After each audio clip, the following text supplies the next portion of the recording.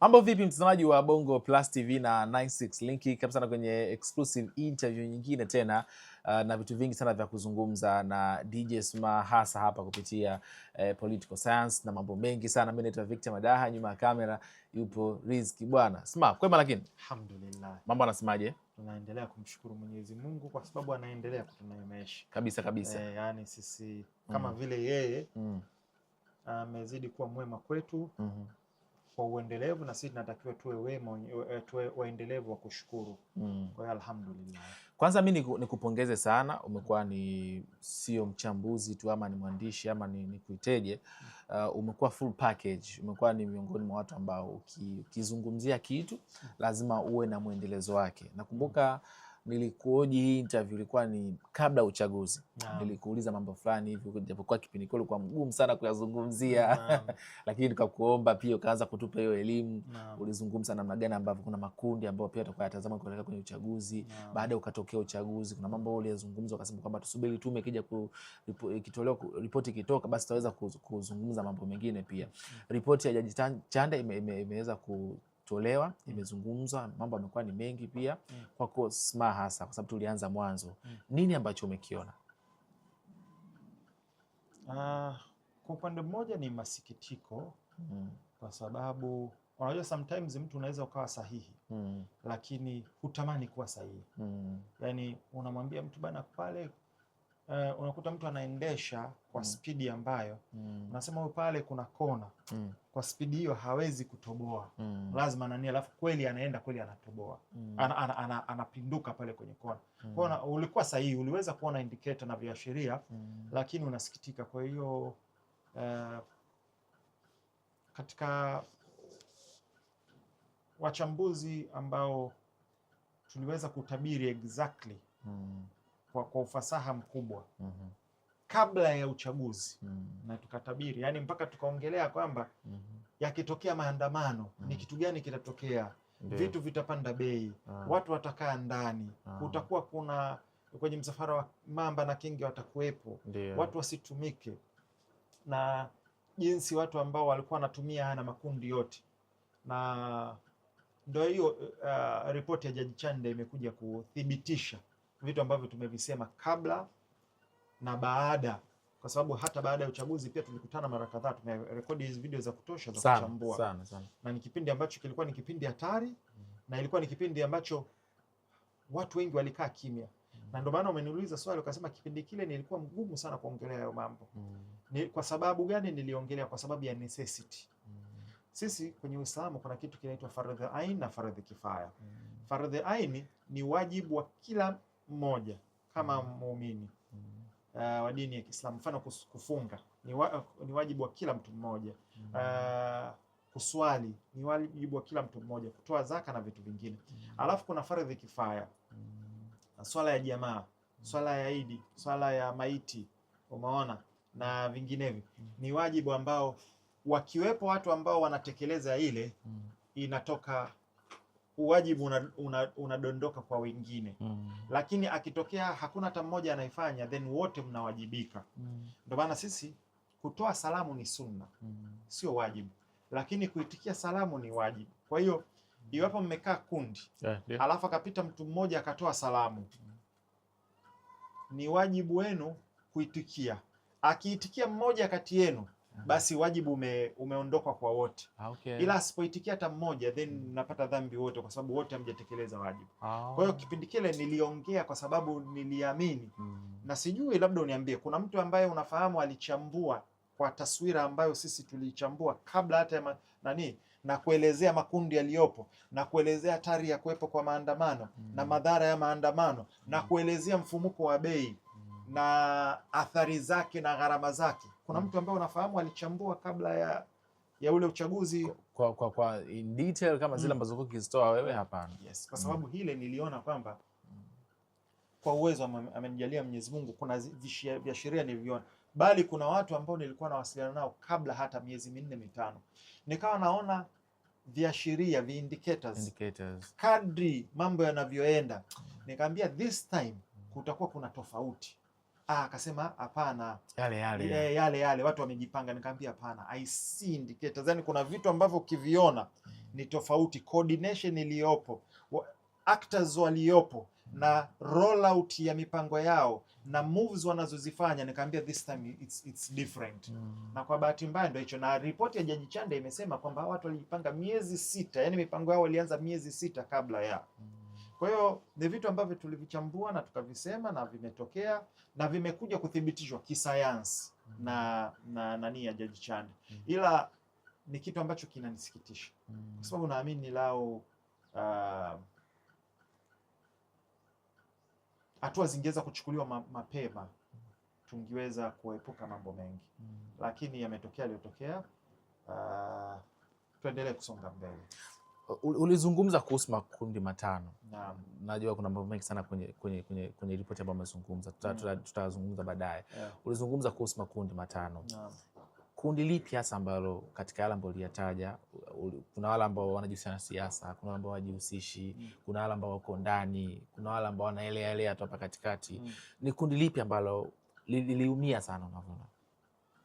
Na alikustahili labda kuumia? Niseme taifa kama taifa liliumia. Taifa kwa ujumla wetu.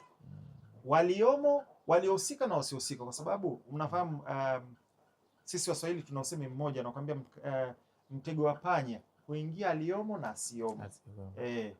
Kwa sababu utaweka mtego wa kumkamata panya, itamkamata nyoka, mtoto ataenda pale atagongwa na nyoka, atafariki, alafu mtajikuta amechinjwa ng'ombe, amechinjwa mbuzi, amechinjwa sui nini na mambo mengine. Kwa hiyo anaingia aliomo na asiomo. Kwa hiyo kama taifa tuliingia katika vitu ambavyo hatukustahiki kwa sababu ya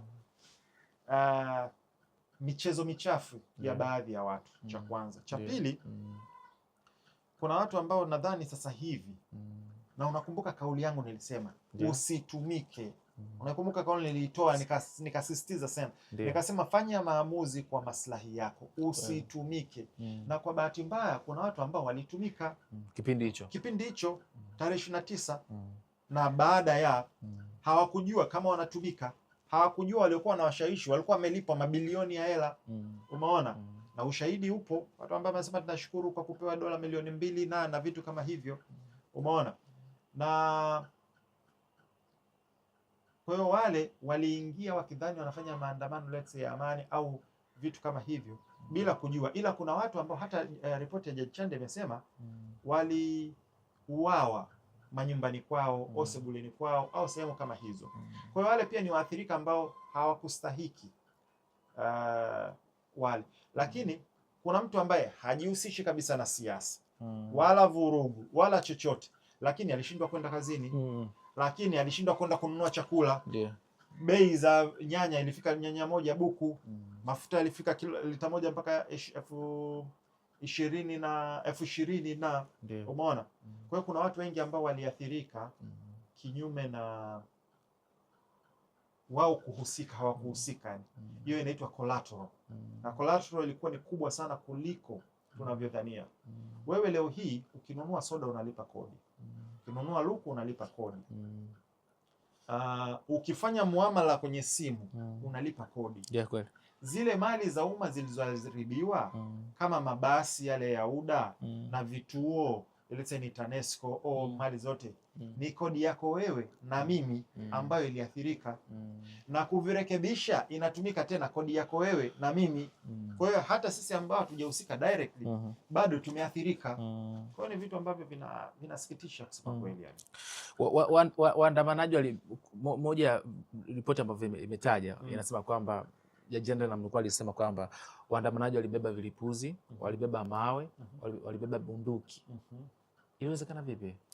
Hivi unakumbuka kwenye ripoti yangu nilikwambia kwamba nimepata kutoka first hand source mtu ambaye alihusika. Alikuwa Ubungo pale kwenye mbao yale. Akasema alivyotokea alikimbia sehemu akajificha kwenye mbao. Wakaja watu 3 wana vibegi. Wakafungua, walikuwa na bunduki, wakazitoa bunduki, alafu wakatoa simu, wakawa wanawasiliana. Hii nilisema kipindi kile baada ya hata kabla ya kutoka tume. Wakapewa maelekezo, alafu wakatoka wakarudi kwenye vurugu. Sawa? Kwa hiyo hicho ndo kimekuja kuthibitishwa. Kuna watu walikuwa na silaha ambazo umezisema, silaha za jadi na lakini silaha za moto za kisasa ambazo zimetumika kuleta madhara. Sasa kitu kimoja natakiwa aelewe, tume ya Jaji Chande ilikuwa na kazi kuu mbili ambayo ni fact finding, kusema je, hichi ni kweli au ni uongo, kwa sababu kulisambaa taarifa nyingi. Wao kuchanganua zile taarifa, je, taarifa gani ilikuwa ya ukweli na taarifa gani ilikuwa ya uongo, cha kwanza. Cha pili, ni kipi ambacho kweli kilitokea na kipi ambacho kweli hakikutokea. Ile haikuwa jaji, haikuwa ni mahakama ya kutoa hukumu, haikuwa ni mahakama, haikuwa ni tume ya kusema nani ana hatia, nani ana hatia, haikuwa ni tume ya kusema nani alikuwa yuko sahihi, nani alikuwa na makosa, au haikuwa ni mahakama ya uchunguzi, ilikuwa ni fact finding. Kwa hiyo tunapoelekea itaundwa, tumemsikia rais amesema itaundwa tume ya uchunguzi sasa, ambayo sasa hiyo ya upelelezi, ambayo sasa upelelezi ule ndio utasema mtu fulani alikuwa na makosa, mtu fulani hakuwa na makosa, hichi kilikuwa ni sahihi, hiki hakikuwa sahihi. Kwa hiyo tutakapofikia stage hiyo, na nimeelezea kwenye haya makala ambayo yanazunguka hapa nyuma kwamba jinsi methodology walizotumia zitakuja kutoa majibu. Kwa hiyo tusubiri, tunaingia kwenye hatua nyingine. Tusubiri, majibu yanaendelea kuja. Hii ni hatua moja ya majibu, tuendelea na hatua. Tukirudi kwenye swali lako, sijui nitakuwa nimelijibu au nimedrift kidogo. Swali lako lilikuwa ni lipi? Kuhusu vile ambavyo vimetajwa kwamba kuwepo kwa silaha hizi na nini. Kwa hiyo ni silaha ambazo zilikuwepo, ambazo watu wanaangalia silaha moja tu kwenye haya maandamano au yale matukio. Je, ni bunduki au sio bunduki? Ila kulikuwa kuna visu, kulikuwa kuna vilipuzi, kulikuwa kuna vibiriti, kulikuwa kuna mawe, kulikuwa kuna nondo, kulikuwa kuna sururu. Zile zote ni silaha ambazo zinaweza kudhuru mtu. Kwa hiyo pia zitambulike kwamba zilikuwepo. Sasa zimeenda kufuata nini pale? Ndio unaanza kupata majibu. Je, ilikuwa ni maandamano ya amani au haikuwa ni maandamano ya amani? Ukisikiliza ripoti inazungumza kwamba kuna watu ambao walikatwa majina, kwa maana katika chaguzi kwa sasa kubaini sheti za upande wa chama tawala ama upinzani, ila anasema kuna watu ambao walikatwa majina, hawakuwepo katika kugombea nafasi sehemu, ikabidi wenyewe wahusike katika kufaje, kuchochea zile vurugu. Na kuna wale wanasema kwamba jaji pia, ripoti bado inatuambia kwamba kuna watu walilipwa ili kuweza kutekeleza yale. Unaviona hivyo vitu pia? 100%. Na nilisema katika yale makundi matano, nikasema kuna wale ambao wanaitaka keki lakini hawapati nafasi ya kula keki. Sawa.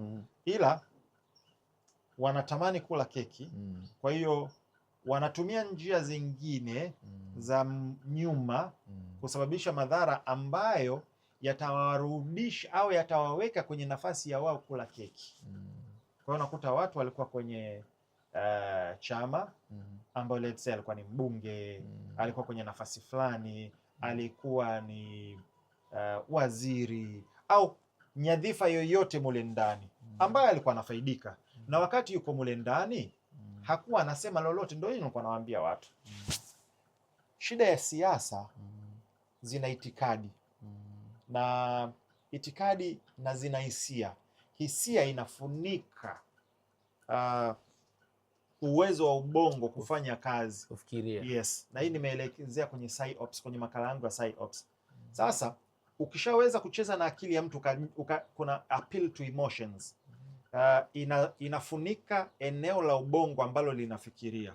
Kwa hiyo mtu afikiria, anatumia hisia, kwa sababu unatakiwa ujiulize, huyu alikuwa kwenye sehemu fulani na alikuwa anafanya haya mambo, hakuwahi kukemea na hakuwahi kusema la, hakuwahi kujivua, ila sasa hivi ametoka au ametolewa, ndo anaanza kusema pale tulikuwa tunafanya hivi, pale tulikuwa tunachukua hichi, pale tulikuwa kuna kitu fulani, kuna mbinu fulani. Sasa ulikuwa miaka mingapi huko? Unajiuliza. Miaka yote ulikuwa unalipwa mshahara, ndio. Ulikuwa unachukua ule mshahara, ndio. Ulikuwa unatumia rasilimali zilizoko pale, ndio. Sasa hivi haupo tena, ndo unayaona ni mabaya. Kwa nini ukukataa tangia kipindi kile ukasema mimi hapa sio sahihi? Na kwa nini unasubiri timing mpaka kipindi hichi? Sawa. Kwa hiyo sometimes kuna vitu ambavyo tunatakiwa tukae, ila upande wa pili kuna watu ambao walikuwa wanawasema na kuwasema hawafai na ni wachafu na ni mafisadi na ABCD, ila walipojiunga nao wakawasafisha na kuwasamehe. Tena kauli zao walikuwa jamani, tumsamehe kwa sababu wameshakuja upande wetu na nini na nini. Sasa hapo kwa mtu ambaye unatumia logic moja kwa moja inakwambia it's not about haki. Hii issue sio kuhusu haki na sio kuhusu ukweli, ni kuangalia njia yoyote ambayo itatufikisha kwenye malengo yetu, maslahi yetu.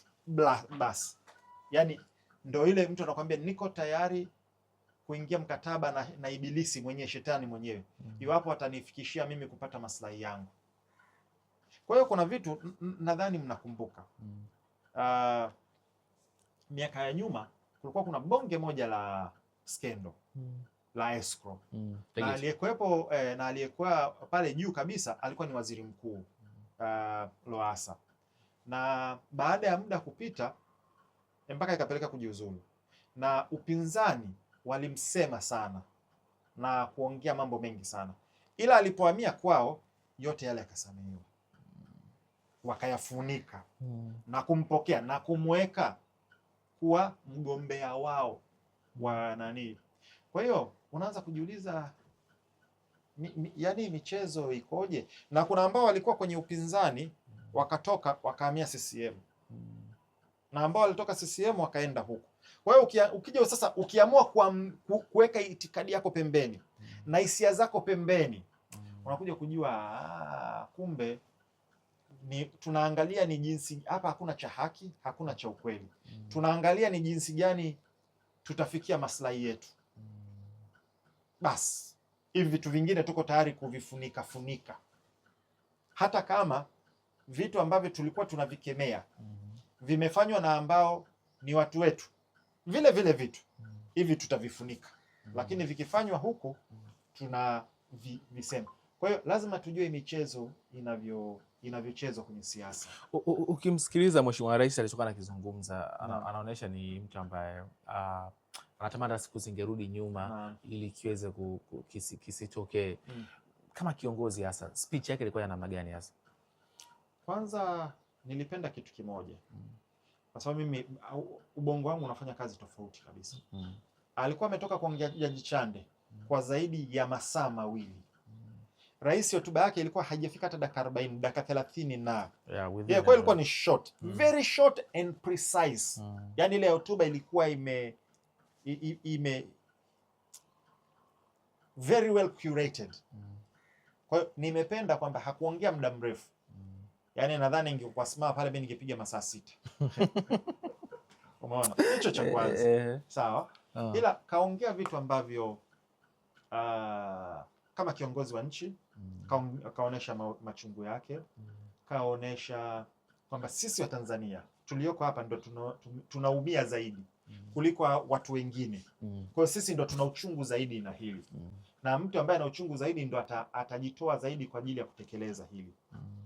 Ya kwanza, ila akaquote baadhi ya kauli ya Mwalimu Nyerere, speech, na baadhi ya viongozi wazalendo wa Kiafrika.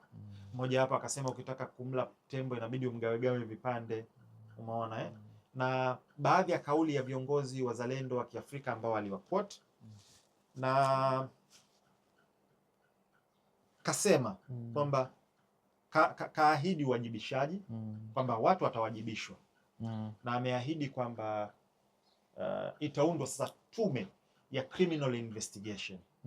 Kwa hiyo tume ya fact finding ya Jaji Chande, by the way, apewe maua yake. Yani methodology alizozitumia mule ndani na umakini na mbinu zile ni world class. Na sikujua jana haya makala ambayo narudisha hapa nyuma nimeelezea in details mbinu. Ukisikia autopsy, ukisikia ballistic autopsy, ukisikia vitu kama kukagua sauti na vision, nimeelezea zinafanyaje kazi, zipo humo ndani. Na mtu ukizisikiliza hizo ndo utaelewa jinsi ile kamati au committee ilivyofanya kazi. Kwa hiyo alafu jana nilikuwa namsikia actually ni bipolar. Mimi katika wapambanaji ambao nawapa maua yao, moja hapo ni bipolar. Akawa katika moja clip yake akawa anaelezea kwamba wasifu wa Jaji Chande. I say mimi sikujua kwamba ukiacha kwamba alikuwa jaji mkuu na nini, lakini ndo maana baada ya kuniambia sasa nikajoin dot, nikaelewa kwa nini hii tume imeendeshwa hivi. Kumbe alikuwa mpaka UN na alikuwa anatambulika kimataifa. Ndo maana hata tume yake imeenda na ameelezea kwa viwango vya kimataifa. Nikaelezea okay, now it makes sense. The thoroughness na umakini na methodology walizozitumia ina make sense. Kwa hiyo niwape maua yeye na timu yake kwa kazi walioipenda. Lakini tukirudi kwa Mheshimiwa Rais, kasema kutokuwa kuna uwajibikaji, ni kitu ambacho Tanzania wametamani sana kukisikia. Ndio hapo kabla jana, kwa sababu na vitu nataka nikuulize pia kuhusiana na alichokizungumza. Anasema media za kimataifa zilipotosha kuhusu Oktoba 29. Kuna kweli? Zilifanya kitu kinaitwa malinformation na disinformation. Kwenye upotoshaji kuna aina tatu. Kuna misinformation. Misinformation ni pale mtu unatoa taarifa ambayo sio sahihi bila kukusudia, bila kujijua kwamba unapotosha. Hiyo ni misinformation. Alafu kuna disinformation. Disinformation ni kutoa taarifa za upotoshaji ambazo sio sahihi kwa lengo la kupotosha kwa makusudi. Hiyo ni disinformation. Alafu kwa hiyo unatoa taarifa za uongo kwa ufupi. Alafu cha tatu kuna malinformation ambayo ni mbaya zaidi. Kwa sababu gani? Malinformation ni uongo uliofanana na ukweli. Ni pale ambapo unachukua tukio la kweli lakini unaipa context ambayo sio ya kweli. Na mfano hai ni video ya uvamizi wa airport. Ilichukuliwa video ya kweli ambapo raia kweli walivamia airport, lakini ikatengenezwa kwamba ilikuwa ndo tarehe 29 Oktoba. Na hii mimi naibishia 100% N1 kwa sababu siku hiyo ndo tarehe 29 mimi ndo nilikuwa natua na ndege natoka zangu Urusi. Kwa hiyo walichokisema mimi nilikuwepo na nimeona. Ila imechukuliwa video ya takriban miaka 4-5 iliyopita wakati wa kifo cha Magufuli. Raia kutokana na mahaba na shauku yao kwa Magufuli wakavamia na kuichukua ile video na kuandika kwamba tarehe 29, siku ya tarehe 29 raia waandamanaji wamevamia na kuiteka airport. Kwa hiyo ni malinformation. Na hiyo imetokea hata kwa BBC dhidi ya Trump. Walichukua kauli yake aliyoisema, alafu wakakata takriban dakika 22. Alafu wakaunganisha maneno mengine ambayo kweli aliyasema, lakini waliunganisha maneno yakaleta maana ambayo sio ila alikusudia. Sawa. Na hii ipo nyingine ambayo ilitokea. Walichukua maneno ya Lissu wakayakatakata wakaunganisha, ambayo anasema mimi naunga mkono ushoga. Lakini kiukweli hakusema direct kwamba mimi naunga mkono ushoga, ila walikata wakachukua wakaunganisha, ikaonekana kama yeye amesema moja kwa moja kwamba mimi naunga mkono ushoga. Umeona? Kwa hiyo utaona kwamba BBC wamemfanyia Trump na hiyo wameifanya, na hapa ilifanyika sana. Hata maandamano ya pili yalifanywa tarehe 9. Tuliona baadhi ya mama mmoja ambaye yuko nchi jirani hapa akaanza kusema watu wamevamia Ubungo, watu wako Kawe, wako wapi, wakati ni uongo. Mimi ninaishi Kawe. Wakati anasema ni uongo. Kwa hiyo kukaa kuna malinformation za uongo. Kwa hiyo ukiona hizo, ukielewa misinformation, disinformation na malinformation, ndo haya ambayo anasema walipotosha, kwa sababu kuna kitu kinaitwa strategic omission. Strategic omission ni kwamba kwenye story kuna vifungu vya muhimu unavichomoa strategically kwa makusudi. Tumeona ripoti ya CNN, tumeona ripoti ya Mado, tumeona ripoti ya BBC. Sawa? Wameonesha walichokionyesha na wameportray kwa jinsi walivyoiportray, ila upande wa pili wa askari kuuawa hawajaonesha. Upande wa pili wa askari ambaye kapigwa anavuja damu, wanamtoa, na hii nimeiweka kwenye hii video hii hapa, ipo, watu waingie wakaiangalia kwenye YouTube channel yangu. Wa watu wanavaa nguo za askari, wamempiga askari, wamechukua nguo jamaa anavaa, na anaambiwa kabisa, kulikuwa na sauti ya mwanamke ambaye yuko pale, chukua na viatu, ukifika kule uvai full, ukifika kule wakupigia salute. Ilikuwa ni Sinza, sijui ile video. Sawa. Mtu kavaa nguo za askari hizo, mimi sijaziona wakaziweka. Au wale askari ambao wameuawa, au watu ambao ni halali kuwekwa pale. Kwa hiyo kuna strategic omission ambazo zilifanywa ambazo zilipelekea kuleta taswira fulani ambayo kiuhalisia sio. Kwa hiyo alichosema ni kweli, na sio vyombo vya habari vya nje, hata vya ndani. Na mimi kama unakumbuka, nikawa nasema serikali ilichotakiwa kufanya ni walichokifanya Iran. Unawakumbuka kwenye maandamano ya Iran? Iran walifanyaje? Walichukua ushahidi, wakamuita balozi wa Ufaransa au Uingereza na zile nchi ambazo zilikuwa zinasema kinachofanyika sio sahihi, wakawakalisha kwenye holi, wakaplay na wakaweka mbele, akaambia niangalieni hichi. Umeona? Angalieni hichi. Sasa hapa mnasemaje? Wengine walishindwa kuongea, wakanyanyuka, wakaondoka. Kwa hiyo na sisi ilitakiwa tuoneshe, na ndio maana mimi nikaandaa makala yapo ambayo ya kuonesha baadhi ya mambo ya upande wa pili.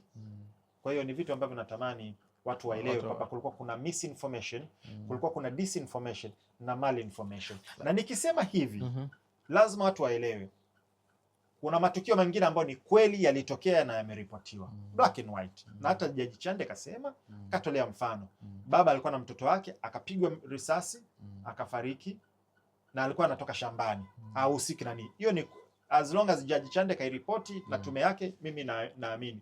Akaelezea kuna mtu alipigwa risasi mgongoni, alafu akaanguka na wakaja kumpiga tena risasi akiwa iko chini.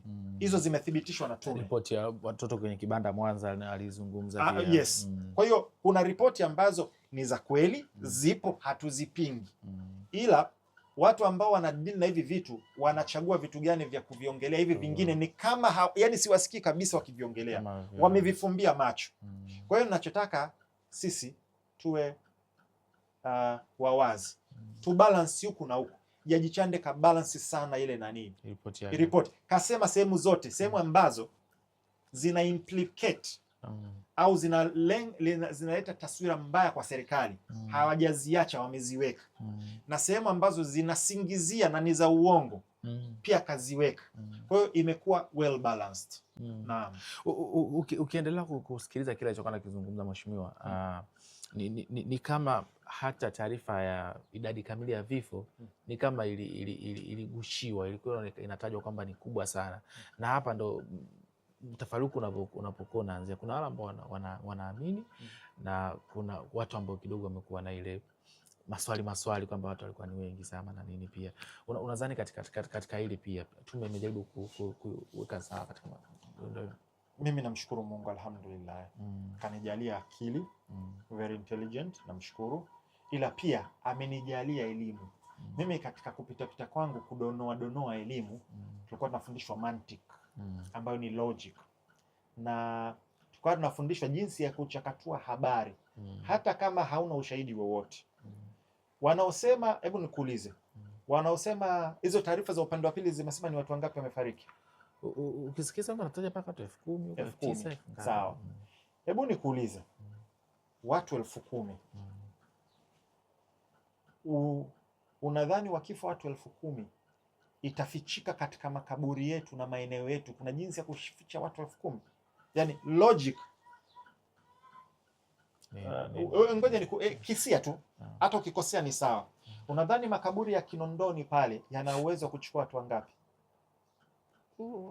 Watu 5,000, 8,000. Sawa. unataka tu kisie. Na unadhani yana miaka mingapi pale?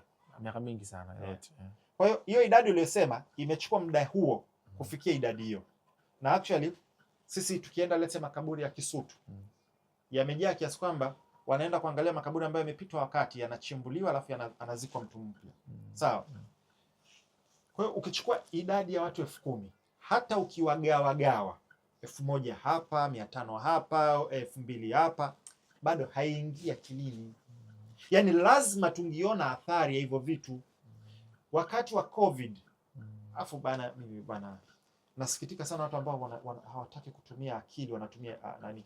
Wakati wa COVID Tanzania ni moja nchi iliyo deal na ugonjwa wa COVID katika njia bora kabisa duniani, katika top 3. Mimi naiweka Tanzania.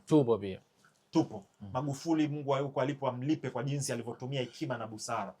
Na alitumia sayansi tu, sio hisia. Unakumbuka alipeleka mapapai oil sio nini, akaja positive na vitu kama hivyo. Sasa watu ambao walikuwa wana malengo kadhaa, moja, either wanatumika, 2, wao ni kudandia chochote tu ambacho kina trend ili mradi hivi. Unajua kuna watu ambao kazi yao ni kutumia mapungufu na wanatumia mapungufu yoyote, yani ikitokea hivi. Unakumbuka hapa juzi kati ulikuwa kuna mapungufu ya maji Dar es Salaam? Ndio. Unakumbuka jinsi ilivyovamiwa hiyo na kusemwa na watu ambao wanaiongelea vibaya nchi yetu? Kila mtu aliongelea maji wa ndani wa nje na nini na nini. Ilivyopita hiyo, sasa hivi unasikia hata kiombe mmoja akiongelea. Trend yake imeisha. Sawa? Ikaja issue ya mama juzi kuchapia katika takwimu. Unakumbuka kwa mama alikosea akachapia. Unakumbuka jinsi alivyovamiwa kwenye ile nani? Imepita hiyo, imeisha. My point ni kitu gani? Kuna watu ambao ili wawe relevant wanabidi lazima watafute kitu cha kudandia cha wakati huo wapite nacho. Kwa hiyo wakati wa COVID sisi Magufuli akasema fungueni. Kwanza alimtanguliza Mungu, tukafunga siku 3, tukafanya maombi, nchi ikafunguliwa. Watu wakawa wanaenda shuleni, watu wakawa wanaenda makazini, Kariakoo ilikuwa inajaa. Wapinzani ambao walikuwa ndo hao either wanataka kutrendi au walikuwa wanatumika na baadhi ya watu, wakawa wanasema maiti zitazagaa mitaani, tutakufa kama nzi. Mungu alivyomkubwa tumetoboa, na mpaka Kenya na Uganda wakawa wanauliza hivi, kwani COVID yetu sisi na Tanzania ni tofauti? Kwa sababu ni mbili. Kwa sababu uwanja wa Mkapa ule ulijaa watu 60,000. Tunapiga mechi na watu unakumbuka? Nyomi. Hivi unajua pale angetokea mtu mmoja, wawili, watatu, walikuwa na uwezo wa kufanya infection kubwa sana mole ndani. Sawa? Na wakitoka wale watu 60,000, hata wakiambukizwa watu 10,000 tu, wangeenda kuambukiza wengine na maiti zingejaa barabarani. Lakini Mungu alivyomkubwa, tulitoboa. Na yakapita. Sikusikia hata mtu mmoja kusema we were wrong. Tathmini yetu tuliyosema jinsi serikali ilivyodeal na COVID, sisi tulikosea, serikali ilikuwa sahihi na wapewe maua yao. Huwa wao wakikosea wanakaaga kimya. Sawa? Kwa hiyo swali ambalo umeuliza lilikuwa ni kuhusu idadi ya nani? Yes, kwenye idadi. So inabidi turudi huko. Kwenye idadi jaji ametoa hiyo. Kama mtu ana idadi tofauti, atuletee uchunguzi wake, atuoneshe. Lakini kusema watu 10,000 alafu huna ushahidi, cha kwanza. Cha pili, mimi logic yangu DJ Smile niambie, yani ingekuwa watu 10,000 kweli wamekufa, hata kuwe kuna makaburi ya halaiki. Kwanza movement za kupeleka watu 10,000. Aisema wewe unadhani magari mangapi yangekuwa yanaenda kupeleka hayo magari? Zingehitajika maeskaveta mangapi ya kwenda kuchimba pale? Au angehitajika watu wangapi waende wakachimbe kusururu pale? Au kuna geological signs ambazo tungiziona zile pale, tungiona yale maeneo. Watu sio walisema kuna ushahidi wa satellite, watu wekee ushahidi wa satellite tuone. Sawa? Kwa hiyo watu 10,000 lazima tungiona athari za watu 10,000. Ingekuwa ni kubwa sana. Yaani kuna vitu ambavyo visingi fichika. Yes. Kwa hiyo kwa ufupi, ukiniuliza mimi, kwa sababu hapa sasa kila mtu ana uhuru wake. Mimi nitaenda na takwimu alizozitoa Jaji Chande, lakini pia amesema hivi, kuna baadhi ya mambo ambayo huenda yakapelekea idadi ile ibadiliki. Kwa hiyo sio final. Hiyo pia tuheshimu na tujue. Naam. Ukiangalia sasa ripoti ilivyozungumzwa na baadhi ya taarifa zingine ambazo zimetolewa na inaonyesha namna gani ambavyo sasa hivi demokrasia tuiangalie katika mfumo ambao wa upana zaidi, kwa sababu mwisho wa siku imekuwa ni kama kuna namna inaumiza sasa. Badala demokrasia itumike kufaidisha, inakuwa wakati mwingine inakuwa kama inaumiza. Na mnukuu mheshimiwa alitoa kwa mfano, alizungumza kwamba demokrasia sio chupa ya soda ambayo unaiagiza tu, na akasema kwamba demokrasia pia itakuwa itumike kulingana na tamaduni za sehemu husika, maadili ya sehemu husika pia. Tuende vipi demokrasia hapa kwetu Tanzania? Nadhani unachokiona. Na naishia kukuuliza, kuna siku nilikuuliza kwamba demokrasia ni mfumo ambao bora, ukaniambia pekee, ukasema hapana. Kwa maoni yako wewe. Na mheshimiwa amekuja kuzungumza hichi kitu. Sasa hiyo amequote kauli ya Mwalimu Nyerere alipokuwa Brazil. Akasema demokrasia sio kama chupa ya Coca-Cola ambayo una import na kuitumia. Yes, kila nchi inatakiwa iwe na mfumo wake ambao uko compatible na nani. Mimi siamini demokrasia. Mimi naamini yani demokrasia ina madhara kuliko faida. Ina faida ndio, ila ina madhara kushinda faida. Je, pombe ina faida? Ndio, lakini ina madhara kushinda faida. Bangi ina faida? Ndio, lakini ina madhara kushinda faida. Sawa? Kwa hiyo demokrasia madhara yake ni makubwa kushinda nani? Kwa nini unasema hivyo? Kushinda kwa sababu ngoja nikwambie kuhusu demokrasia. Kwanza inapoteza sana muda mwingi. Cha kwanza. Cha pili, moja ya viongozi bora kabisa ni Lee Kuan Yew wa Singapore, founding father, ambaye alichukua ile nchi ikiwa hopeless kabisa. Na makala yako kwenye YouTube channel yangu DJ Spam, tunaweza kaangalia Lee Kuan Yew ambaye alikuwa ni dictator. Sasa walifukuzwa Malaysia. 60% ya raia wao walikuwa hawajui kusoma wala kuandika, illiterate. Uchumi wao ulikuwa ni wahovyo, walikuwa hawana vyanzo vyovyote vya kipato, sio madini, sio mafuta, sio chochote. 60% ya maji yao walikuwa wanategemea kutoka Malaysia ambayo ndio mafukuza. Chakula chao walikuwa wanategemea kutoka kwenye kuimport kwa sababu ilikuwa ni kisiwa tu. Alikuwa hawana chochote. Ila kwa uongozi bora ameweza kuifanya leo hii ina GDP per capita kubwa kushinda Marekani na kubwa kushinda Malaysia ambayo ndio waliowafukuza. Na hata mfumo wa uongozi wa China wameiga kutoka kwa Lee Kuan Yew. Sawa? Anakuambia hivi, demokrasia na uchaguzi, nina paraphrase.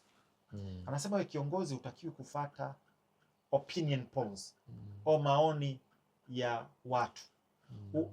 Na wakati unaona kwamba hichi kinachofanyika sio sahihi, lakini unafuatisha watu. Ikiwa unafuatisha watu, wewe sio kiongozi.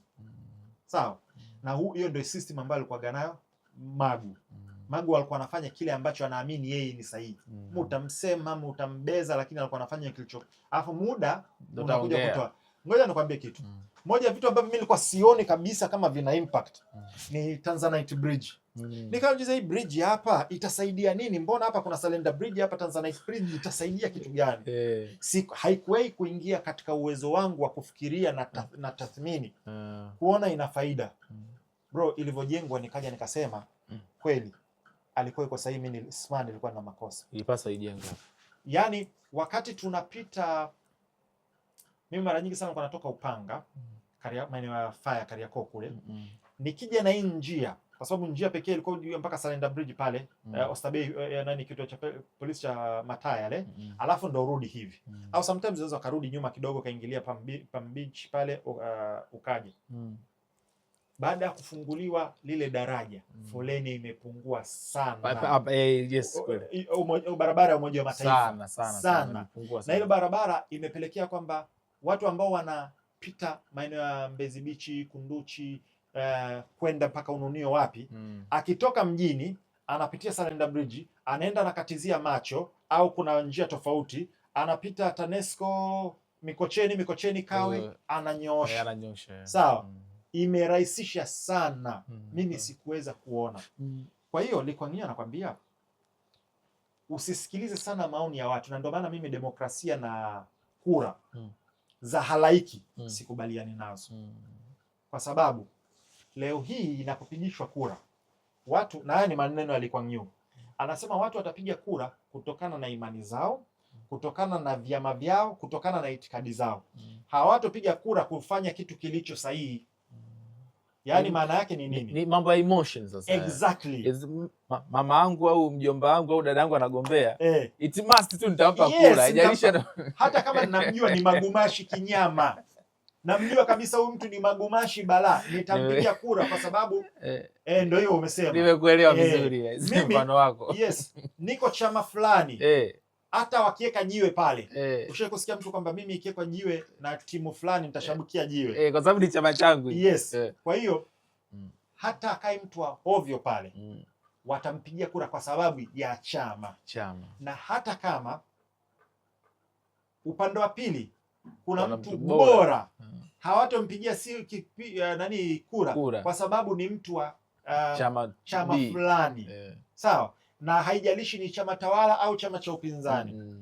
Kuna watu watampigia mtu kura kwa sababu huyu ni Muislamu mwenzangu au huyu ni Mkristo mwenzangu. Kwa hiyo watapiga kura kwa sababu ya kiimani. Sio kwa sababu huyu ana vigezo sahihi vya kupigia kura au kabila, au watamnyima kura kwa sababu ya huyu haendani na imani yangu mimi au ni kabila fulani. Kwa hiyo sitampigia kura au nitampigia kura kwa sababu ni kabila yangu. Hayo ndo majanga ya demokrasia. Na vitu vingi vinapigwa kwa hisia. Sasa inabidi tuumie sana, ndio kule ulikuwa unakuzungumzia. Yes, kwa hiyo mwisho wa siku mnafanya maamuzi ambayo sio sahihi.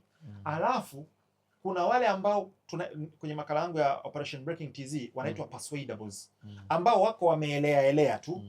Wale yoyote ambaye ana ulimi mkali wa kuweza kuwashawishi, akiwashawishi anaenda nao, wanapita nao. Nao wako wengi sana. Na ndio maana ukiangalia leo hii Tucker Carlson anajuta na kaomba radhi kumpigia kura Trump, kwa sababu Trump ukimweka kwenye maongezi umeenda na maji.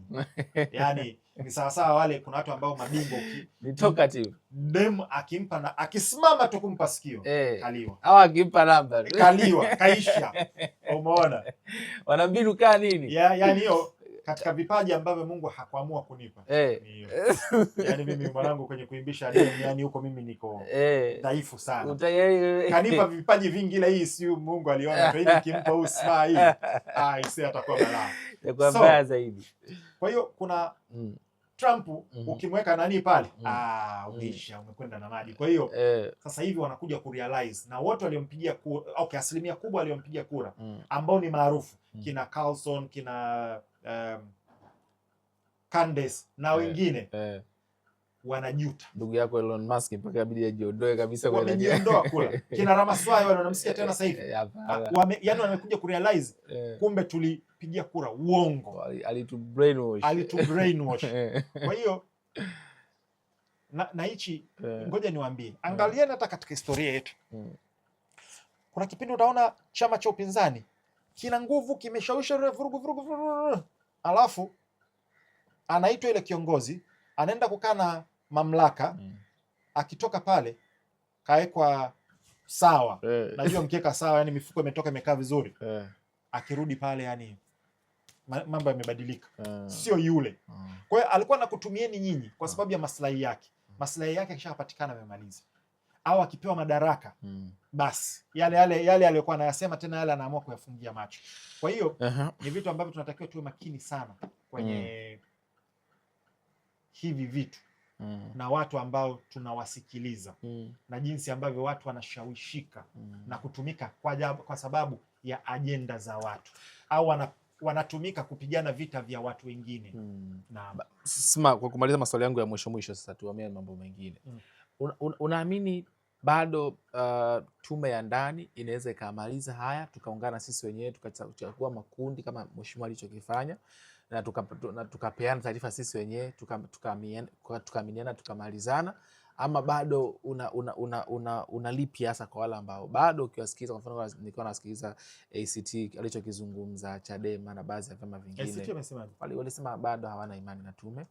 Wakasema kwamba wanawishi patikane tume huru, kwa maana huko Umoja wa Mataifa, UN na hivyo SADC na vitu kama hivyo.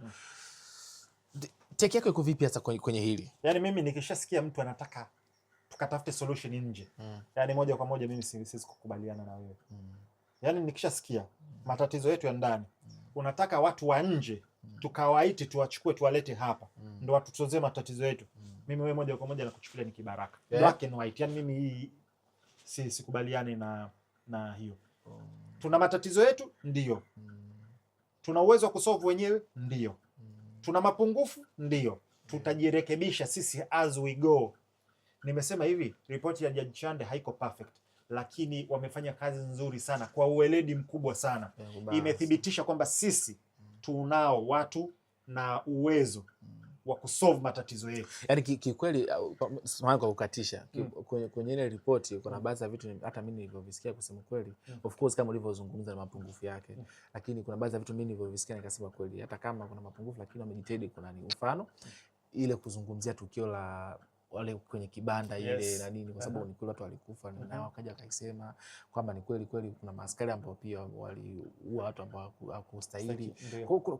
Kuna maneno ukiasikiliza hata kama mtu haiko perfect, kuna namna ilijitahidi kwa level yao. Wamejitahidi sana kubalance. Sasa ngoja nikuulize kitu. Unajua hivi ndio vitu ambavyo mimi nataka tutumie logic. Huwezi ukamfurahisha kila mtu, cha kwanza. Huwezi ukamridhisha kila mtu. Na perfect yako wewe sio perfect yangu mimi. Hicho ni kitu lazima tuelewe. Kitu kilichokamilika kwako sio hicho kilichokamilika kwangu. Kwa hiyo kuna mtu ambaye anaiona ripoti imekamilika, kuna mtu anaiona ripoti haijakamilika. Kuna mtu anaona ripoti inafaa, kuna mtu anaona ripoti haifai. Lakini hata ukienda katika mikataba ya kidunia ambayo imewekwa chini ya UN na mashirika mengine bado zinalalamikiwa. Hii ya Iran ile JSPO ilikuwa ni deal nzuri kwa wakati huo. Kwa wakati huo haikuwa perfect, lakini ilikuwa ni nzuri, ila bado wako watu ambao wameilalamikia, na tumeona madhara ya kukosekana kwa ile deal. Baada ya kujivua ndo tuko kwenye vita. Lakini ile deal ilikuwa ndo imezuia hivi vita. Sawa. Kwa hiyo uamini kamati za nje. Sio siamini kamati za nje. Siamini mtu ambaye anaamini solution zetu zinatakiwa zitoke nje. African problems should be solved by Africans. Matatizo yetu yanatakiwa tuyasolve sisi. Yaani ni kibaraka tu ambaye atakwambia twende tukatafute solution nje. Marekani. Sawa. Yaani kwa hiyo mimi ukishaniambia hivyo sikubaliani na wewe. Mimi nataka kusikia bana, sikiliza. Ripoti ina mapungufu 1, 2, 3. Naomba turekebishe hii. Tuanzie hapa. Turekebishe, yani kwamba si umeleta ripoti, tukae hapa. Hii bana haiko sawa. Kwa nini mlifanya hivyo? Wakupe tuirekebishe sisi wenyewe kwenyewe mpaka zikae sawa. Lakini hii bana hii haiko sawa. Hii bana twenzetu tukamtafute jirani ndo aje aamue mambo yetu. Umeona? Sasa hiyo mfano wake ni kitu gani? Mimi na wewe tumekopeshana. Nilikuja nikakukopa hela fresh kamaliza kaondoka. Sasa haunilipi. Mimi naenda kumfuata Riz. Oya, jamaa yako anilipi. Kwani nilimshirikisha wakati nakukopa? Kama nilimshirikisha wakati wa kukopa sawa. Lakini wakati tunakopeshana na lau tungelipana asingejua. Au tumecheza dili mimi na wewe, kila mtu anapata ngapi, alafu mmoja katokea kamdhulumu mwenzie naenda kumlalamikia. Ina maana tungepata lile dili likaenda vizuri, kila mtu akapata kwake, yule asingehusishwa. Umeelewa? Kwa hiyo tuache hizi double standard. Mimi nataka nisikie watu kwamba tuna mapungufu 1, 2, 3. Maoni yangu turekebishe 1, 2. Nikishasikia mtu anasema tutafute solution za nje, wewe mimi sikuoni kama ni mzalendo. Unaamini kwamba swala la katiba mpya kwa sababu limetajwa sana likirekebishwa, unaona mambo mengi yatakaa sawa? Hiyo swala la katiba mpya nimelielezea in details kwenye haya makala, uchambuzi wangu wa Judge Chande. Ila mimi katika kitu ambacho naona it's a waste of time, tunapoteza muda na litatutoa timing na litatuingiza magharama, ni swala la katiba mpya. Accept? Si accept. Why? Maoni yangu mimi. Nitakwambia kwa nini. Kwanza nitolee tu baadhi ya mifano. ya nchi ambazo hazina katiba. Sawa? Kuna nchi haina katiba sema? Yes. Nchi gani? Dubai unasikia ina katiba yao? Sije kufuatilia. Ina bunge. Ina uchaguzi. Saudia wana uchaguzi. Kusikia kuna bunge lao linakaa katiba hii tuifanye hivi. Wana kamiti zao ambazo wana namna ya kuendesha mambo yao. Hiyo. Kwa ila hata kama sio bunge. Katiba. Wana miongozo. Lakini miongozo si ndio ile kwamba akitoka fulani alisi labda mfalme fulani huyu katiba si ni mfumo bana. Hichi ni kitabu ambacho tunatengeneza vitu vyetu mle, maelezo ambayo yatatumika kutuongoza, si ndio? Sawa. Sasa upatikanaji wa hiyo na ya kwetu ni tofauti. Inabidi ikae bungeni, watu wakae, wajadili, wapige kura. Sasa kwenye kupiga kura, kama upande mmoja ni wengi kushinda wengine, ndio yale watu watapiga kura kwa sababu ya nini? Chama demokrasia. Unaona, tunarudi pale. Lakini wale wanakaa, jamani, hapa tunataka 1 2 3. Rais wao, kiongozi wao, mfalme wao akitaka kujenga shule, waziri wa ardhi nani, nenda tafutie eneo, chukua hela, nenda kajenge. Anataka kujenga barabara, inajengwa barabara. Anataka kujenga uwanja wa mpira, anajenga uwanja wa mpira. Hakuna yakini wanaita upembuzi ambao ni gharama kwanza. Ule muda unaokaa, alafu ije sasa kwenye procurement, atokee Sma, Josefu, Ali, Riziki bwana, Victor Mada, waanze siseme kwamba mchakato ni mbaya, lakini inakuwa ina mlolongo mrefu mpaka mnakuja mnafanya, muda mwingi umepita na hela nyingi zimetumika, kwa sababu hizo zote ni gharama. Wanaamua kufanya mambo yao. Nikuulize tu, maisha yao unavyoona ni mazuri au sio mazuri? Kina nani? Watu kama Saudia, UAE, Dubai, they are better more than. Yes. Lakini hawana hiyo. Sasa tuachane nao. Tuje kwa wenye katiba. Marekani ana katiba? Anayo. Uingereza? Wanayo. India? Wanayo. Tanzania? Ipo. Kenya? Wanayo. Sasa nikuulize, katiba ya Marekani unajua ina miaka mingapi? Exactly. Zaidi ya miaka 200. Katiba ya Marekani. Ila wanaibadilisha. Hapana. Hawanaga katiba, hawajaikuwa na katiba mpya. Wana kitu kinaitwa amendments. Zimefanywa amendments mara 27. Norway wana katiba ambayo ina zaidi ya miaka 150. Sawa? Wanaifanyaga amendments. Na Norway ni moja ya nchi ambayo inasemekana raia wao wana furaha sana. Canada wana katiba ambayo ina zaidi ya miaka 120. Sawa? Wanafanyia tu amendments. Sasa ukija Afrika, takwimu zinaonyesha tuna average ya katiba mpya kwa kila mwaka. Average tangia mwaka 90 kila mwaka kuna katiba mpya 2 Afrika. Kuna nchi zinabadilisha katiba zao. Yes. Sio kwamba kuna nchi kila baada ya miaka 2 anabadilisha, nakwambia average katika mataifa yote yale 52 ya 50 ngapi sasa hivi. Ulaya na Marekani ushe kusikia migogoro ya ndani, kuna maandamano, kuna vurugu, ushe kuzisikia hizo? Zinakuwepo. Ushe kusikia wanang'ang'ania kwamba tunataka katiba mpya huko, kwamba tubadilishe mfumo wa Malkia, Malkia asiwepo au kuwe na rais? Hapana. Au Faransa au Uingereza wapi? Hakuna. Kwa nini tu sisi Afrika huwa wanalalamikia sheria kitu fulani ibadilishwe? Kwa nini sisi Afrika tu ndo kila mara unasikia katiba mpya? Ngoja nikuulize au nikutolee mfano. Mwaka 96 South Africa wana katiba mpya. Sawa? Uganda pia nadhani ni mwaka 96, sawa? Ethiopia 95. Sudan Congo wana katiba mpya mwaka 2006. Sawa? Kenya wana katiba mpya mwaka 2010. Sawa? Hebu nikuulize, unafahamu kinachoendelea South Africa sasa hivi? Sawa. Unaona hizo nchi za kutajia, kuna Congo, kuna Tanzania, kuna Kenya, kuna Sudan, kuna Ethiopia, kuna Afrika Kusini. Hali zao za kimaisha, hali yao zikoje? Atofautiani sana. Tena wengine ni mbaya kushinda sisi. Sawa. Kenya sio na katiba mpya ambayo waliamini hiyo katiba mpya italeta maajabu, itaboresha maisha yao na nani. Je, imeboresha maisha yao? Labda sio kwa kiwango hicho. Asante. Baada ya katiba mpya kumetokea na maandamano, hakijatokea? Yanapatikana. Kuna watu walikufa kutokea kufa.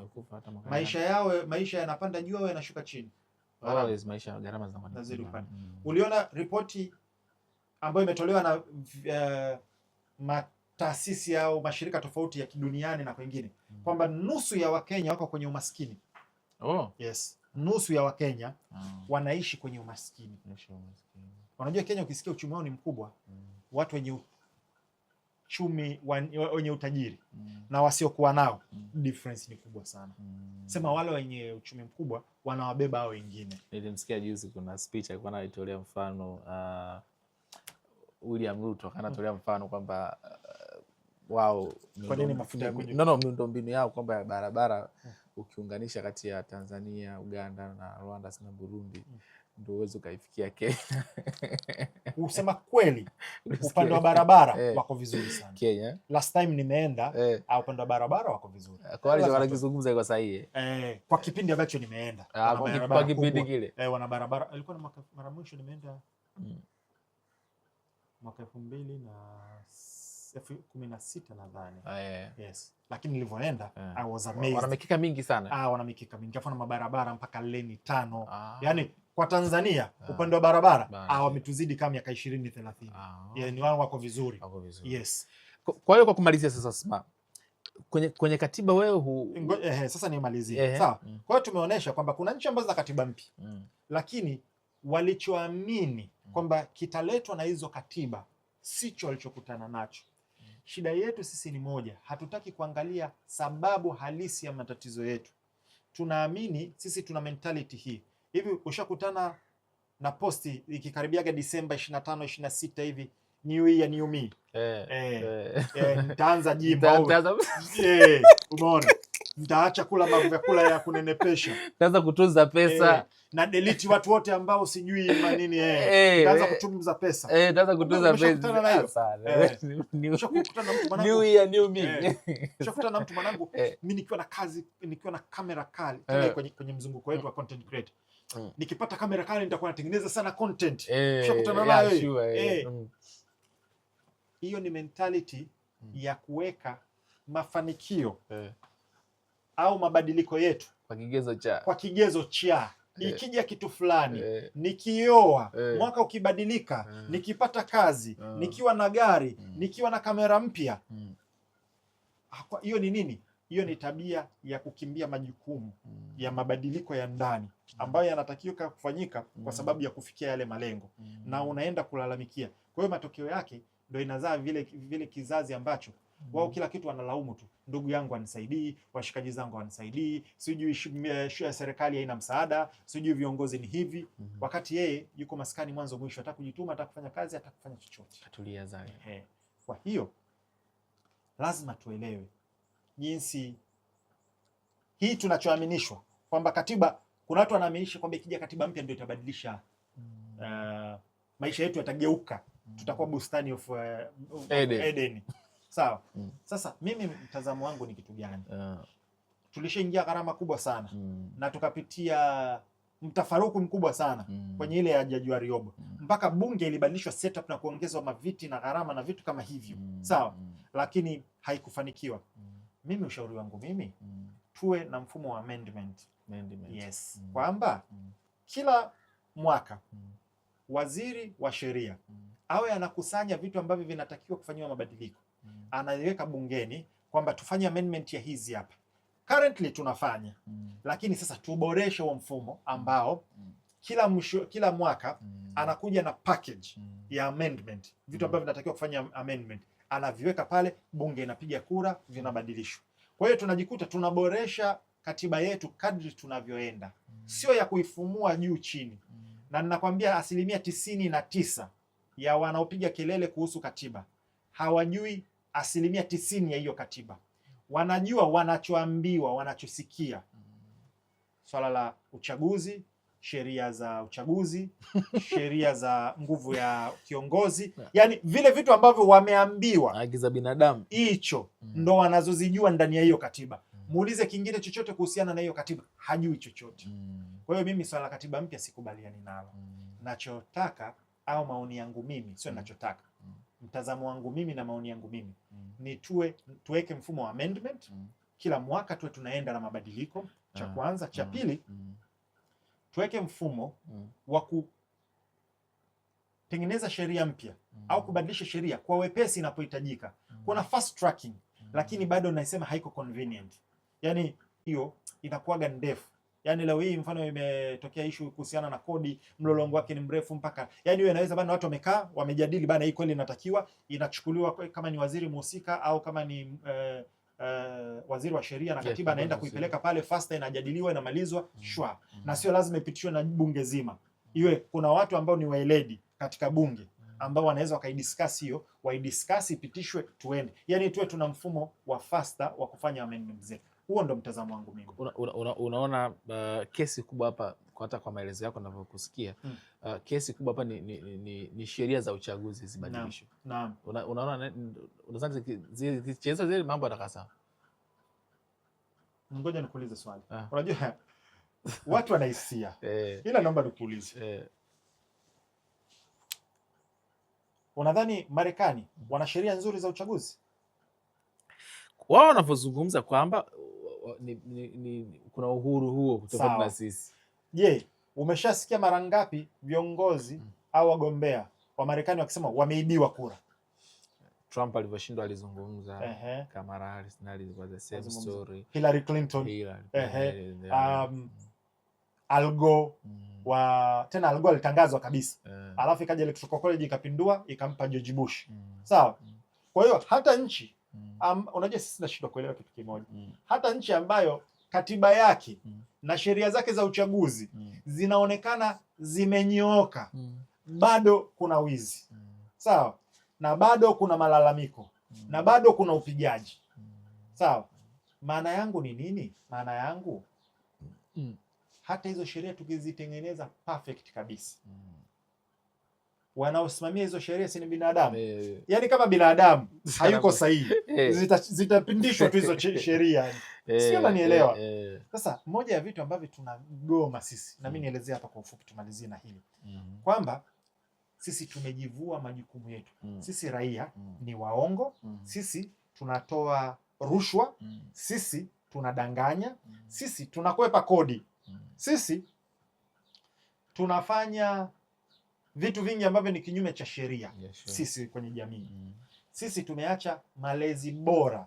Unajua wazazi ambao wamelea kizazi hichi waliwekeza kuongeza kipato chao na kuwapa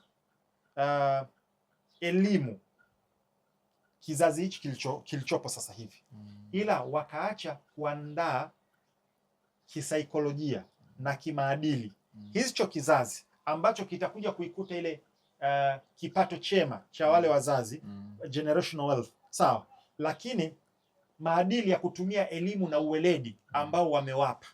Kwa hiyo kizazi hichi kimeelimika sana, kina ujuzi sana, ila hakina uadilifu, hakina ustaarabu, hakijastaarabika kwa ufupi.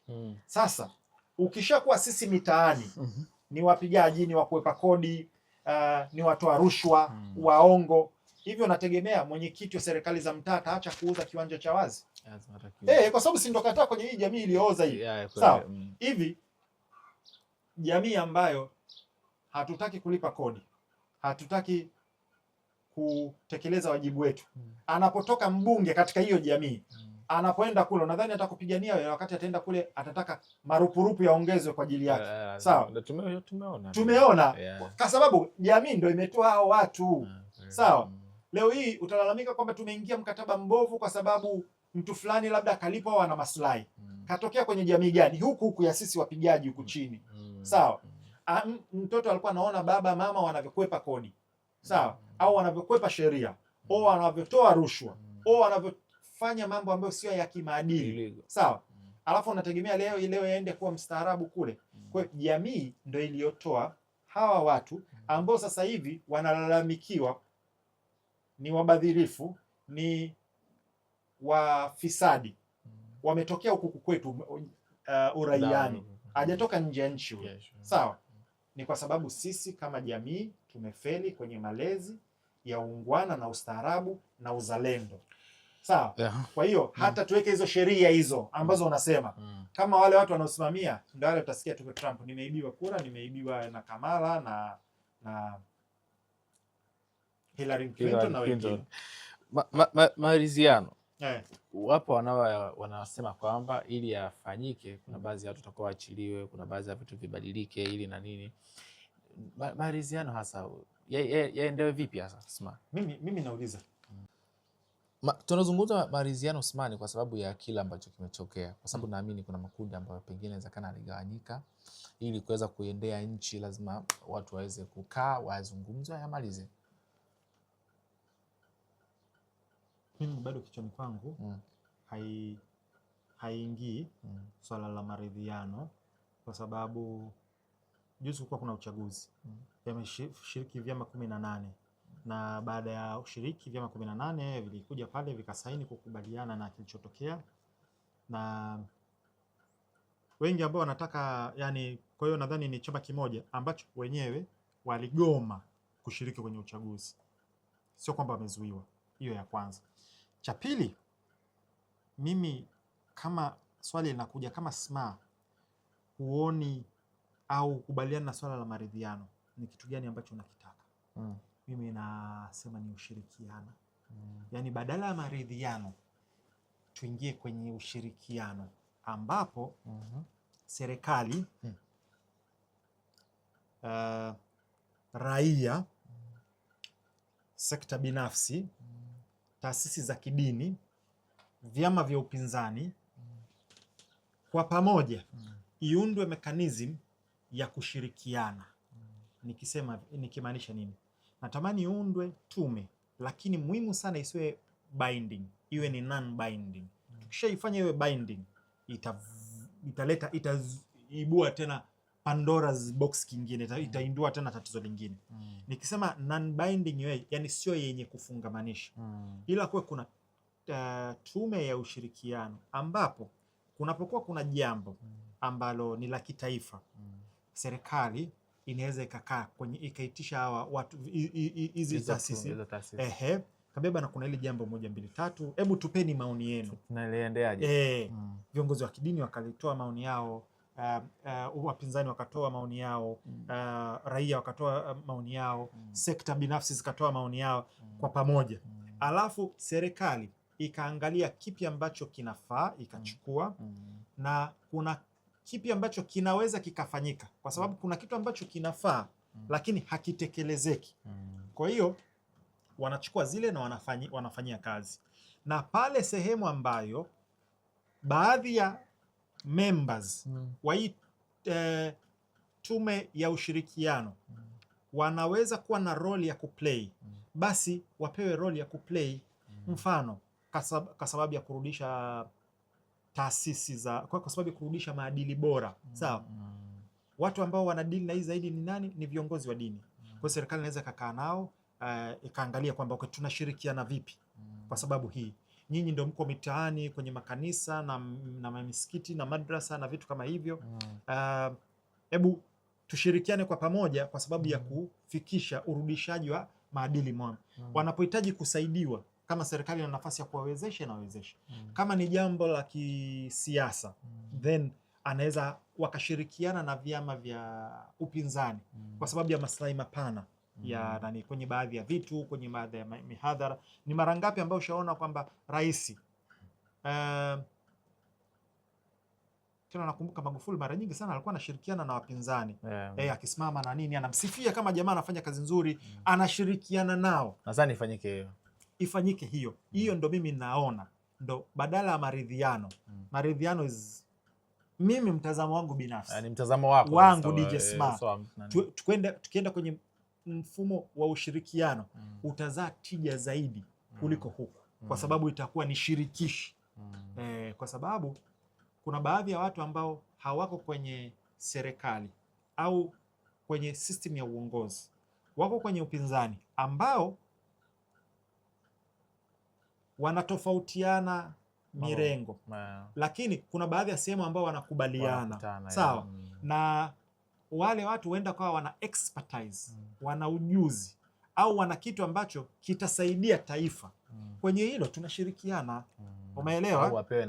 Au wapewe kama kuna uwezekano wa kupewa aina fulani ya nafasi wanaweza akapewa, au kwenye kushirikiana tukashirikiana, tutakuwa tuna serikali tutakuwa tuna taifa lenye umoja.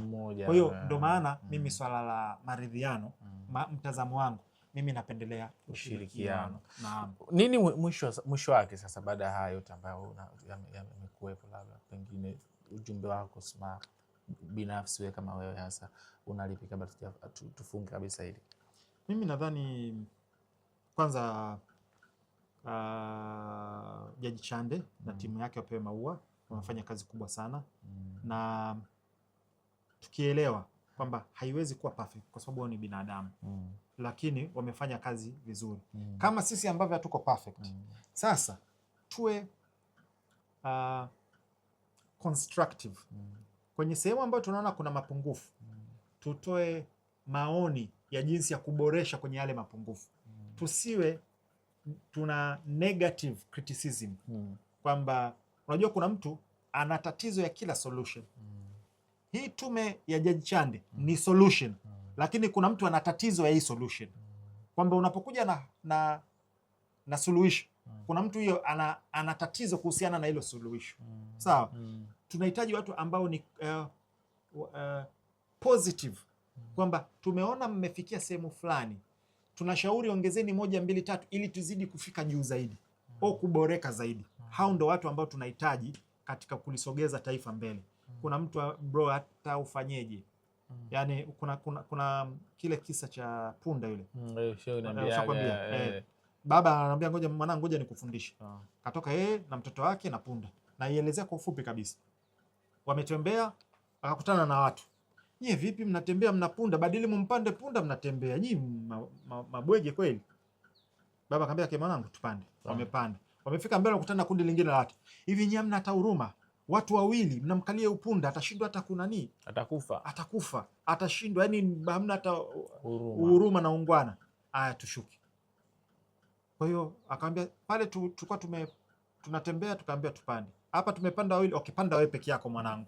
Wamefika mbele wakutana na watu. Wewe mtoto una hata adabu. Yaani wewe unamwacha babako anatembea wewe unapanda punda. Kaambia mwanangu tushuke. Acha mimi nipande. Wamepanda wamekutana na watu wengine. Yaani wewe baba huna hata huruma. Mtu mzima unamwacha mtoto anatembea hivi, unamtesa mtoto. Jua kali. Haya tufanyeje? Basi tumbebe sisi punda. Ndio kilichobakia. Wakambeba akaenda mbele akachekwa kwamba mabwegi.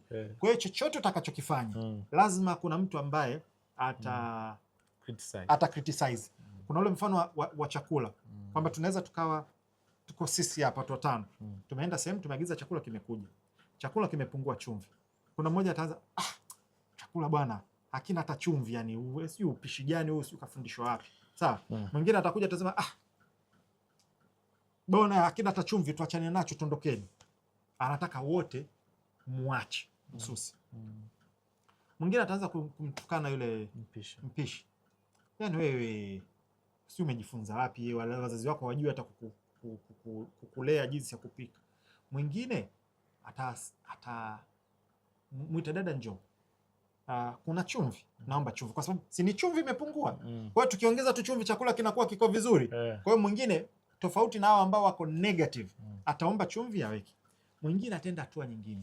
Atamuita dada pembeni. Dada samani chumvi hamna pale. Hivi chumvi ipo? Hamna, imeisha. Kwa nini? Bana tumeishiwa hela sasa hivi nini? Ambia basi shika hii hapa 2000 nenda kanunue chumvi, leta hapa tunachukua tunaweka. Umeona chakula ni kile kile? Walaji wako wale wako sehemu ile ile ila kila mmoja ana mentality yake. Sawa? Na kila mmoja ana level yake. Kuna wengine ambao akiona yeye akimridhishi basi anataka wote mwache kula. Na hichi tumeona. Kuna mwingine ambaye anaona kumbe kuna tatizo. Kwa sababu lazima mkumbuke yule kachukua juhudi, kamenyanya, kakaa kwenye moto, kapika, kavumilia mpaka kwa hiyo kuna juhudi ambazo zimefanyika, at least appreciate kilichofanyika. Sawa? Kwa hiyo at least kuna juhudi ambazo zimefanywa na Jaji Chande. Sawa? Na lazima pia apewe maua ambaye alitoa agizo la kutengenezwa kwa tume. Kwa hiyo hata kama kuna mapungufu, tuangalie jinsi gani tunaboresha hii tume tusonge mbele. Yaani mentality yetu ndio itatuamulia sisi kama taifa. Tunaenda mbele au hatuendi mbele. Kwa hiyo tuombe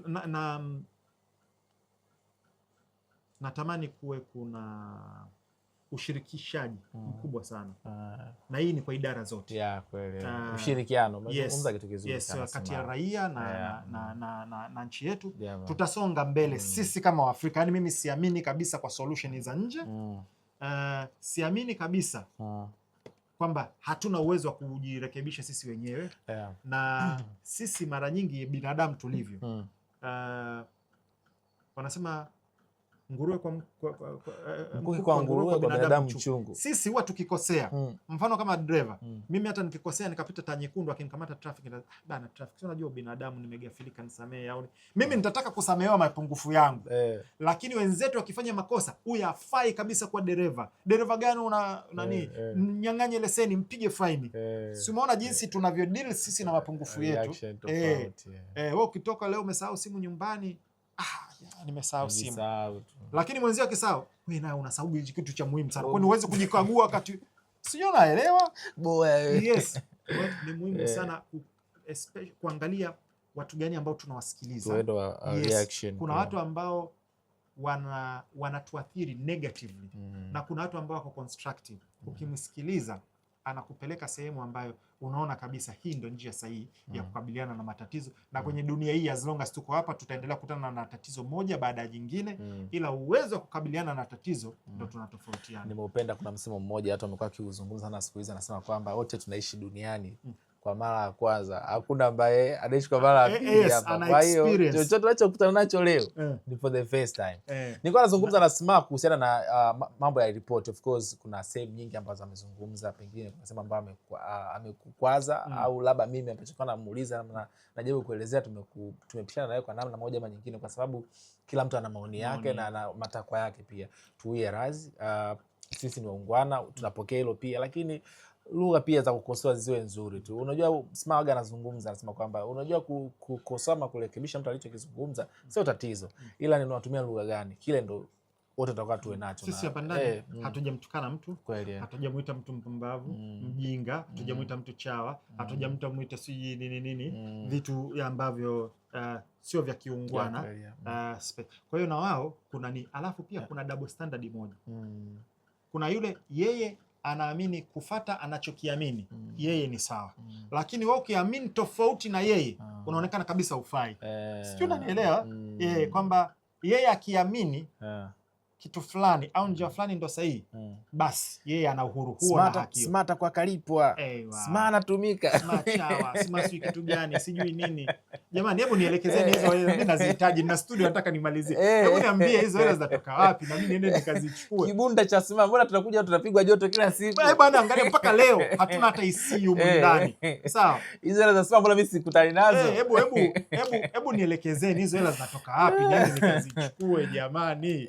Bwana. Lakini ndo maneno ya binadamu bwana. Binadamu lazima uwe na hii na hii alinifundishaga Sky. Ndo alinipa mimi mpaka leo hii. Wakati ndo tunaanza kabisa ile naanza Fuse Tech. Nilikuwa mimi sijasomea uandishi wa habari. Yes, kwa hiyo nikawa napata wakati mgumu katika delivery na vitu kama hivyo. Watu wakawa na ongea shiti sana kwenye comment. Sika kaambia wewe hivi vitu vya kawaida tu. Madini ulionayo ni swala la muda tu, watarudi watakaa sawa. Wewe pambana, piga. Na akanitolea baadhi ya mifano. Kuna baadhi ya waandishi wa habari hata sauti zao kuzisikia sio, lakini kwa sababu wana madini, wana vitu bora, kwa hiyo baada ya muda imeenda imeniwekea. Kwa hiyo nishazoea vitu kama hivi. Ila nimalizie tu kwa kitu kimoja tu cha mwisho. Tumalizie mwishoni. Okay, sawa. Mtazamaji, kuna ile ambayo nilisema Sma kabla sijaondoka wala upate chochote kitu. Unajua Sma wakati mwingine ndo yale anayozungumza ni full package. Kwa hiyo huwa napenda nimuulize vitu vingi. Sma, unajua weekend hii wakati kuna jambo lilitokea White House kuna mtu alivamia pale sarakasi zile na nini, tukaona mambo kuokolewa, mtu alivamia mambo hivi. Ilikuwaje hiyo mambo ya risasi White House? Ile ni ya kutengeneza. Kweli? Ya kutengeneza, mimi 99% naamini ya kutengeneza. Kwa sababu